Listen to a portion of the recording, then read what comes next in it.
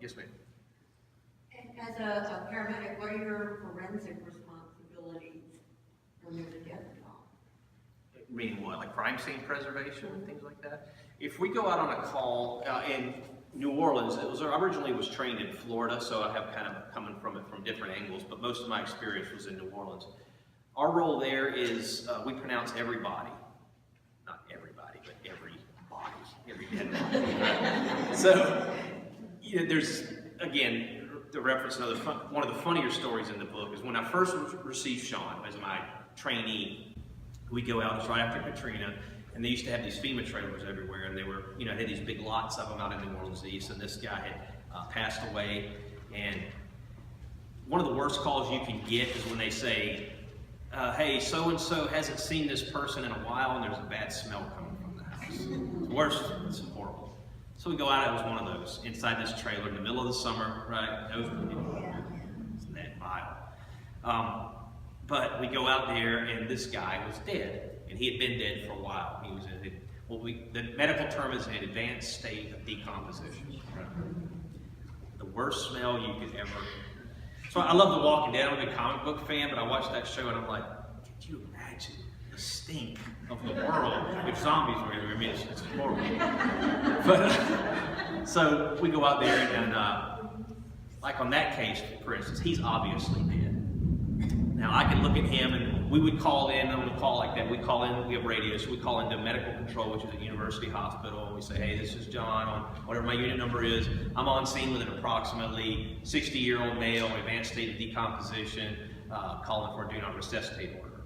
And then they'll say, okay, time of death is this. Then, in that case, we're done. However, in these fields of first response, you develop a very dark sense of humor. Very thing that a lot of people, and that was another thing in this book I was kind of concerned about, was coming off as very insensitive or just kind of very sadistic.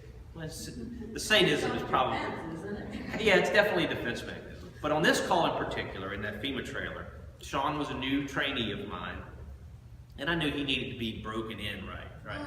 So I said, we got to go in here, we got to pronounce this body.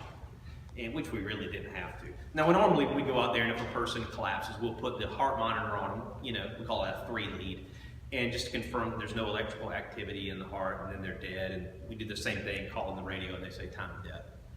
So on this one, I told Sean, I need you to go hook the monitor up to this guy. And I don't know why. I mean, I know why I did it. And it's a funny story in the book. So he's in there, and he's relatively new, and it's vile. Like I said earlier, I mean, it smells so bad. It's so hot in there. Every blowfly, I think, in the world is inside this trailer. I don't mean to be too, graphic, but that's kind of, if you read this, I'm warming you up for it. So Sean, being the new guy and doing, knows he has to do whatever I kind of tell him to do. He goes in and he's like, oh man, he's complaining. One of the things, Pelican published this book, and they said, one of the first things they said was, we don't publish profanity. I was like, well, okay. So there's no profanity in this book, but real life versions, I'm sure you can insert your own. So he was using a lot of expletives about having to do this task. So he does it, and I'm sitting back, so these heart monitors, they're about this big, and they got a handle on them, and then this cable with those electrodes, they'll reach from about me to Jeff away, So I'm at, so you walk into those FEMA trailers, there's a door. Then there was kind of a master bedroom right here to the right, a little kitchenette right when you first walk in. He was in this master bedroom. So I'm kind of standing back out by this door, with some fresh air coming in. And Sean's in the room with the bedroom, which is horrible. And he's, Sean weighs about 300. I'll call him 4x4, so he's 4 foot tall by 4 foot wide. He's a big guy, but he's kind of short. So he's like a Russian ballerina with his balance, right? He's not wanting to step on anything, so he's tiptoeing, and he's, putting the electrodes on, and I'm back there continuing my sadism. I'm like, well, it's kind of shaky, and then you get it kind of flat. He's like, dude, come on, man! He's trying to hold his breath, and I'm making it long enough that he has to breathe, and so forth and so on. So he, finally, I kind of release him from his, and I tell he's about to throw up, right? So I don't want him throwing up in there. So I'm like, all right, we can go. He's like, thank God. So those electrodes have a little sticker, kind of like a little peel-off sticker that goes on you, and then they snap. to it. The wires snap onto each one of these things. So normally you can just grab them and pop them and they'll pop free. So Sean, you know, the guy's on the bed here and he's, you know, like I said, on his tiptoes, trying to, you know, doing one of these things. And I'm watching it and I'm trying not to laugh out loud, you know, terribly out loud. And I finally release him. I'm like, okay, we got it, it's good. So he's, thank God. So he grabs the cord and yanks it to try to pop him free. Well, one of the side effects of in that state of the advanced decomposition, the skin's kind of just barely hanging on there. So as he does this, a big patch of this guy's greenish yellow flesh comes flying, and I watched this happen. Like it was some events you watch and they come back and it's like a slow motion. It replays in your mind. This was like, you know, like that. So he yanks this cable and this chunk of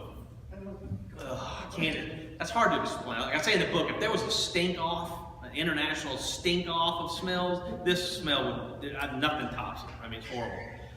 This thing comes, and he gets his arm up in time, but it just,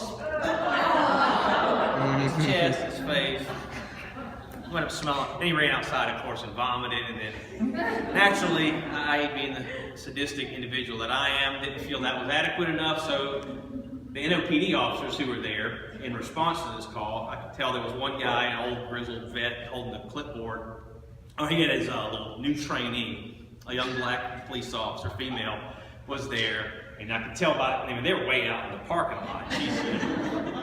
Well, naturally, then I'm like, officer, I think there's something kind of suspicious in here. I need you to come take a look at it. She's like, I ain't going in there. And then the veteran's like, I'm surely not going in there, so you are going in there. So she winds up coming in there, and I lead her back into the tray. Sean's over throwing up behind me. And I'm like, yeah, it's right in here. So she comes in, and you know, she's got her flashlight. She's, oh, what is it? What is it? I said, you got to go right into the bedroom to see it. And she goes in there, and same thing. I'm like, yeah, he kind of, when he pulled the monitor leads off, a chunk of his skin came, and then she ran out. She went throwing up. It was horrible. But to answer your question, forensically, we typically want to disturb the scene as little as possible, obviously.